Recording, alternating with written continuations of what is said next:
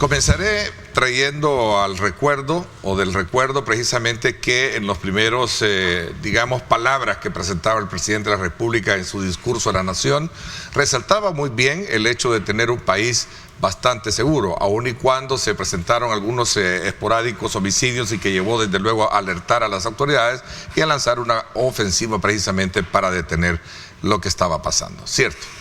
Efectivamente, y lo que sucede es que venimos de una situación de intolerancia o de violencia en el país bastante grande, pues que nos ubicaba a nivel mundial como uno de los países más violentos.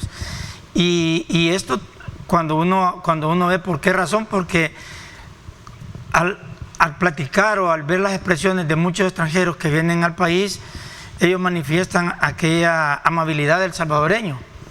Y lo dicen porque la gente salvadoreña es bien amable, pero por otro lado, también nosotros ya sabemos el nivel de violencia en el que habíamos caído.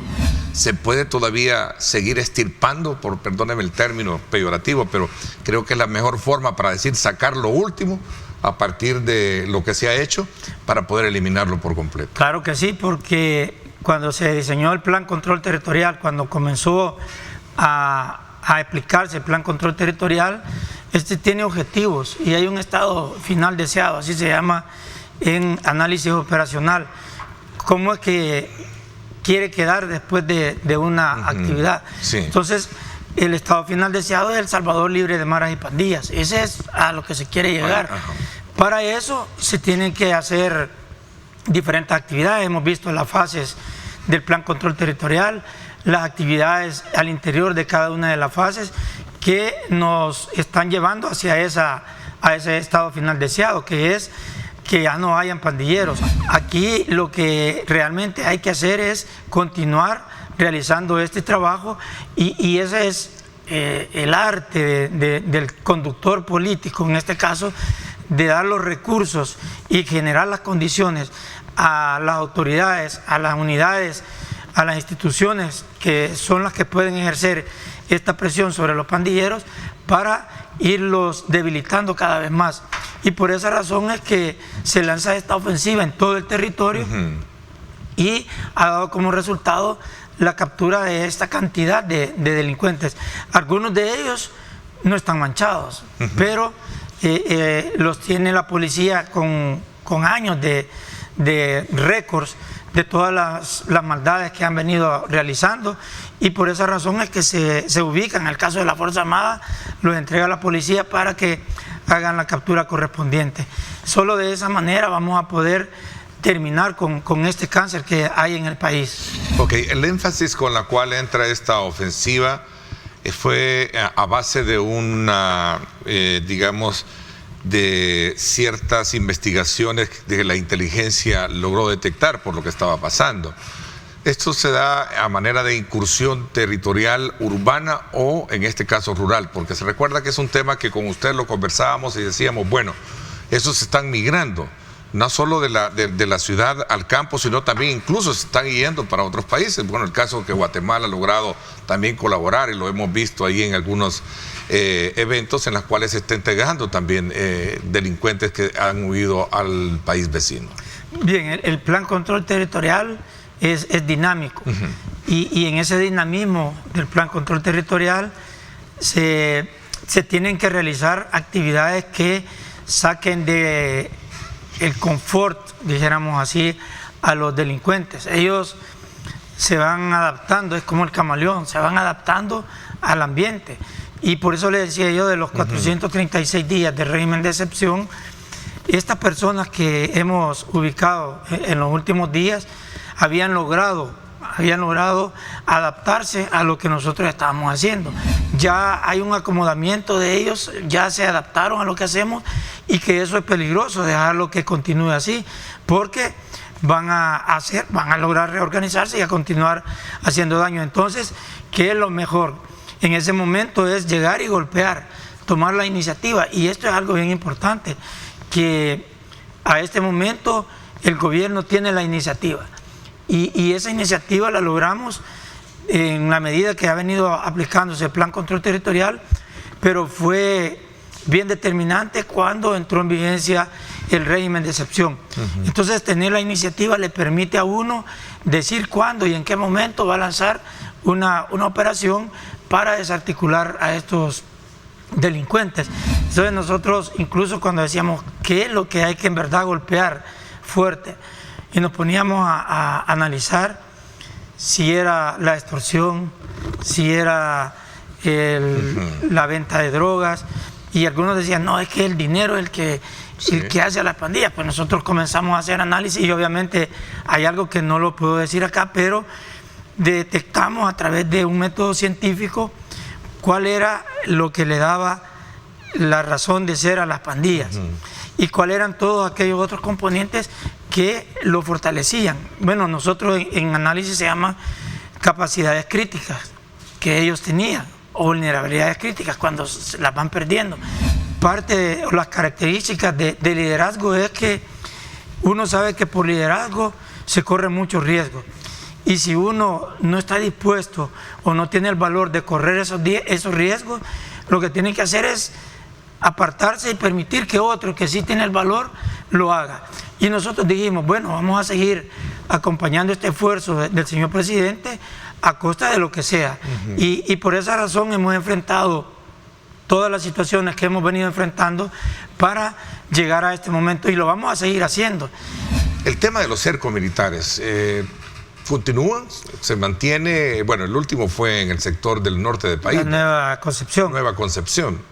Sí, nosotros, como le mencionaba yo, con el dinamismo del Plan Control Territorial, lo que vamos haciendo es garantizándonos que en todos aquellos lugares donde hemos intervenido no resurjan las maras y pandillas. Y para eso mantenemos dispositivos que garanticen que el control del territorio lo tiene el Estado. Y por esa razón mantenemos efectivo y el control en estos lugares donde se han venido estableciendo los cercos militares. Y obviamente tenemos resultados bien positivos de esta medida, de esta acción de la fase 5 del Plan Control Territorial. El régimen de excepción permite que, dentro de otras cosas, que estos delincuentes no se estén renovando. Y le voy a poner ejemplos pequeños.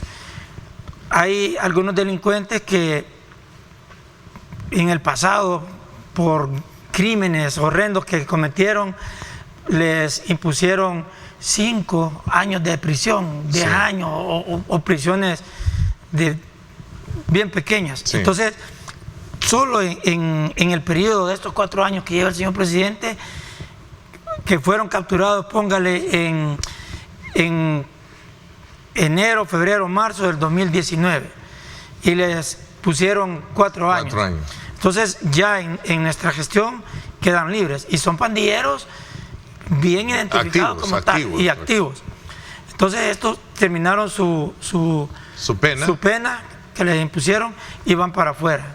¿A qué salían los pandilleros antes?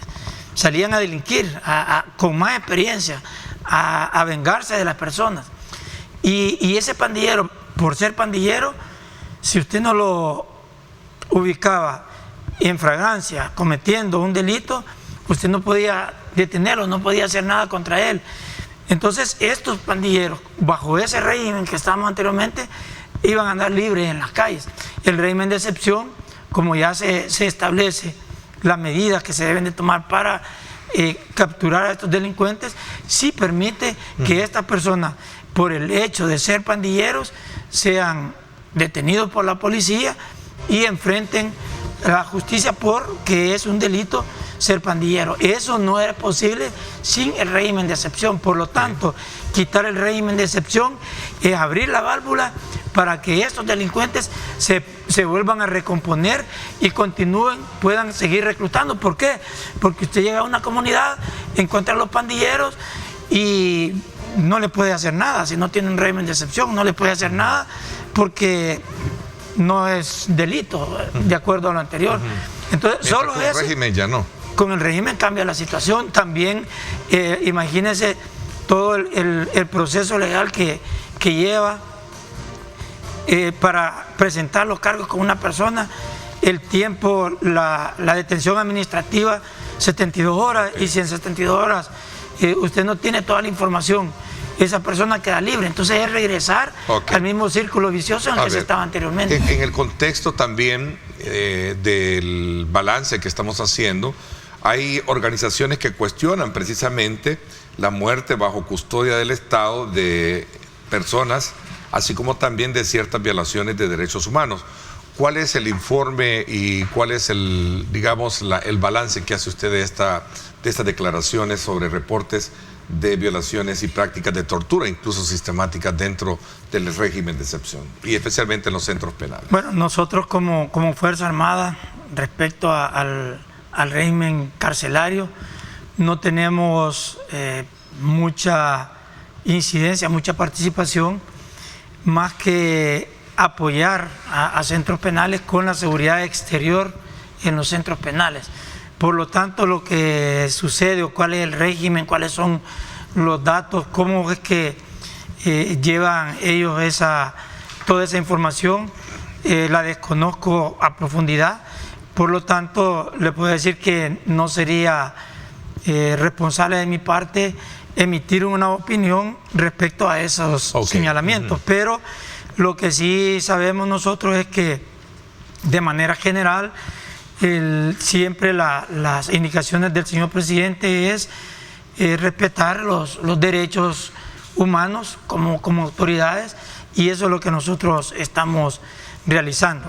Esperamos que, obviamente, de hecho ya mejoró nuestro país en materia de seguridad, lo ha dicho el señor presidente, ya no es el mismo país, pero estamos haciendo todas estas actividades para que en 10, 15, 20 años el país sea un país totalmente diferente al que tenemos ahora. Y bien importante es que a través de esa tecnología que todavía falta, pero que ya tenemos las dos instituciones, se ha logrado también minimizar al máximo la impunidad que había. Y normalmente cada delito, cada crimen que se ha estado cometiendo ha sido un crimen que se ha resuelto. Cuando hablamos de seguridad estamos hablando también de un factor de mucha incidencia, especialmente en municipios de los cuales ustedes han estado o representan.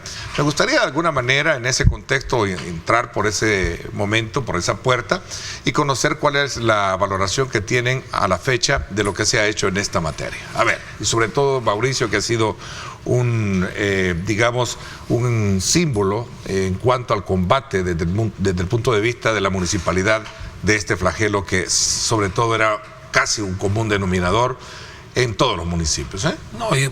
No me queda más que felicitar al Gabinete de Seguridad del Presidente de la República, y lo digo con propiedad, ¿verdad? Yo soy viviente, la historia de mi vida y de mi familia es un tanto feliz dentro de una complicación. Estar amenazado por la AMS a nivel de Ranfla, que en el 2015 se centralizó a decisión de las 15 sillas. Yo creo, y me lo decía el fiscal que llevó mi caso, usted está vivo de milagro. Hemos logrado de alguna manera avanzar en esa manera. Y yo lo digo con propiedad, Neto, e invito que vayamos a los territorios, a entrar a La Campanera, a entrar a Reparto Santa Teresa. Es más fácil ahora, en el caso de su municipio, entrar a las zonas que en su momento usted consideraba, y su equipo de trabajo y el acompañamiento de la policía, porque siempre lo había acompañado de efectivos militares y policiales. Era más fácil. No vivimos en Guayabal lo que se vive en otros municipios, gracias a Dios. Pero puedo dar fe de los municipios aledaños de Guayabal, donde entrar era bien difícil. Y ahora ya es otra historia. Hoy es otra historia. Creo que los resultados están a la vista. Yo creo que decir que no hay resultados, decir que no tenemos algo positivo con el tema de la seguridad, sería alguien que no está viendo y no se está dando cuenta de la realidad en la que ahora se está viviendo. Yo comentaba en alguna oportunidad, créeme que es satisfactorio escuchar a ciudadanos que te digan: alcalde, fíjese que yo me fui hace tantos años de mi municipio, de mi colonia, de mi casa, porque me sacaron, y ahora pues quiero regresar. No sé si ustedes nos pueden ayudar a arreglar esto, a arreglar lo otro, como para poder tener la facilidad para que mi casa la pueda volver a levantar, para que mi casa la pueda volver a recuperar, porque ya estoy haciendo ese proceso. Yo creo de que ahí está el resultado, y eso es quizás lo gratificante y lo bueno que se puede ver y percibir de la población. Voy a pasar a hablar de lo que realmente conocimos en el discurso presidencial de 4 años que ofreció el presidente en la Asamblea Legislativa y que hablaba precisamente sobre la reducción de los municipios ya como una propuesta a presentar en la Asamblea Legislativa. Un primer análisis que ustedes pueden hacer sobre el anunciado por el tema del presidente para reducir la cantidad de municipios. A ver, ¿cuál es la opinión que tiene? Bueno, quizás en el caso como alcalde de Ayutuxtepeque puedo decir lo siguiente, y quizás partir de esto que para mí es lo importante de donde se inicia. Soy una persona que no estoy opuesta a los cambios, soy alguien que cree que todos los cambios que vengan en beneficio de la población, pues hay que sumarse y hay que apoyarlos. También en algún momento he considerado, primero pues recordemos que lo que se conoce es solo lo que a través de las redes sociales se ha comentado, se ha dicho. No conozco realmente al final si Ayutuxtepeque con qué o con cuáles municipios será el que quedará. No sé cuál va a ser el método de elección de los que van a ser los encargados o los jefes de distritos. No sé si va para estas elecciones o va hasta las siguientes elecciones. Es decir, creo que hay algunos elementos que todavía no los tenemos como claros, y hasta que esté aprobado el decreto, creería yo que vamos a poder quizás profundizar en algunos detalles como para poder decir, bueno, es por esta vía o por esta forma que se va a realizar.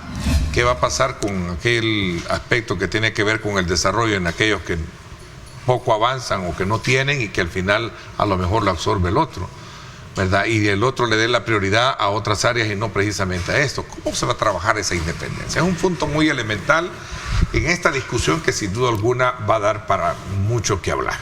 Bueno, esto que anunció el presidente lo veía venir, y eso es como consecuencia de la reducción del FODES. Sí. Y ahí, volviendo al pasado, yo cada vez que aumentaban el FODES me preocupaba, ¿verdad? Porque cada vez le robábamos recursos los gobiernos locales al presupuesto de la nación. Y voy a ser sincero, muchos gobiernos locales, y no voy a ser yo para quien juzgarlo, no hicieron uso eficiente de los recursos, ¿verdad? Yo sí felicito ante la realidad que no solo es de El Salvador, Neto. El problema mundial es mundial. Es la guerra de Ucrania, la situación económica, y tantos gobiernos locales en tan poco territorio, con una crisis ahorita financiera por la misma reducción y la dependencia del FODES. Yo felicito al presidente de reorganizar la división política y administrativa del Estado. Pasar a 44 alcaldías. Nosotros ayer en la alcaldía de Guayabal estábamos haciendo una simulación dentro del escenario de que estamos, gracias a Dios, aún ejecutando obras. Cuando se hablaba y se escuchaba decir del tema de la reducción de los municipios, obviamente yo sé que es un factor también económico que puede y que definitivamente se va a ver afectado positivamente en este caso, pero también quizás hay otros detalles que yo ahí decía y mencionaba esto, por ejemplo, ¿por qué no regular el número de regidores bajo la figura actual que están los consejos? ¿Por qué no regular el salario de los alcaldes? O sea, ¿por qué digo esto? No porque los conozca los salarios, pero sin embargo creo que hay alcaldes que ganan hasta más que el presidente. ¿Por qué no regular la cantidad de asesores? ¿Por qué no regular el tema de los viáticos? Porque al final, supongamos que una alcaldía más grande absorbe a una pequeña, muy probablemente el jefe de distrito hasta va a ganar más que lo que gana hoy por hoy un alcalde, por ser la magnitud de esa alcaldía y obviamente por tener una mayor responsabilidad en lo que va a ejercer. Pero ya decía yo hace un momento de que habrá que esperar cuál va a ser el desarrollo, porque no se sabe si los jefes de distrito, como decía, también van a ser electos popularmente, o si solamente el consejo que absorba, el municipio que absorba todos los restantes. Habrá que ver cómo queda el decreto. Pero muchos se dedican a robar, decía el presidente. Pues yo no puedo hablar por los demás, no puedo ser o no soy quien puedo hablar por los demás. Lo que yo puedo decir es que en el caso de nosotros como Ayutuxtepeque, pues nosotros los fondos que se nos han entregado se han utilizado para los fines de lo cual están establecidos. El FODES detallaba claramente cómo se tenía que distribuir. Habían para varias áreas o para varios temas. Algunos decían, es que para el FODES no se puede ocupar para pagar salarios. Claro que había un apartado y había un porcentaje que sí se podía ocupar. Era. Es correcto, el 25%, claro. Y sí se podía ocupar. Entonces, son cosas que de alguna manera, ahí está cómo se distribuía, cómo se ocupaba. Hubieron momentos en el tiempo en que obviamente nos vimos apretados, tuvimos que de alguna forma resolver los problemas que se financiaban con el FODES, a lo mejor resolverlos con otro fondo. ¿Por qué? Porque había que seguirle dando respuesta a la población. Guayabal ha sido una alcaldía que hasta ahorita, reitero, 0 deudas con proveedores, un presupuesto equilibrado que lo mantuvimos. Creo en lo personal, los consejos plurales en Guayabal surtieron efecto, porque en su momento tuvimos al frente y fueron 2 periodos que entraron así con las uñas y con temores y que se robaba y se fueron. Yo tengo mucho que agradecerle a los 4 concejales del FMLN, porque se montaron en el desarrollo del municipio y fueron quizás auditores del pasado, del presente y de todas las obras que hacíamos. Lo mismo la experiencia de hoy con los concejales del partido de gobierno. Yo reitero el agradecimiento al consejo actual. Hemos priorizado, por dar un ejemplo, una alcaldía al servicio del pueblo. Obviamente, tapar el sol con un dedo es imposible. Siempre todo político, independientemente del cargo, puede llegar a servir o a servirse, ¿verdad? Eso es un libre albedrío. ¿Estarían ustedes corriendo por una candidatura o por la alcaldía, o dejarían las alcaldías y pasarían a las diputaciones, como lo dije anteriormente? Vamos a ver. Bueno, en el caso personal, pues estaría esperando ver cómo queda la conformación de los diputados, de los municipios, perdón. Y luego, pues, desde ya yo he puesto las cosas en las manos de Dios. Mi proyecto lo he puesto en esas manos, que sé que no se van a equivocar y que me van a iluminar cuál será la mejor acción o la mejor decisión que tenga que tomar. Obviamente, si quisiera seguir trabajando por mi municipio, quisiera seguir trabajando por los ciudadanos de Ayutuxtepeque, y yo creo que ese es un sentir que me puede motivar a tomar cualquiera de las decisiones en temas de competencia política para poder participar. Obviamente, al renunciar al partido que pertenecía,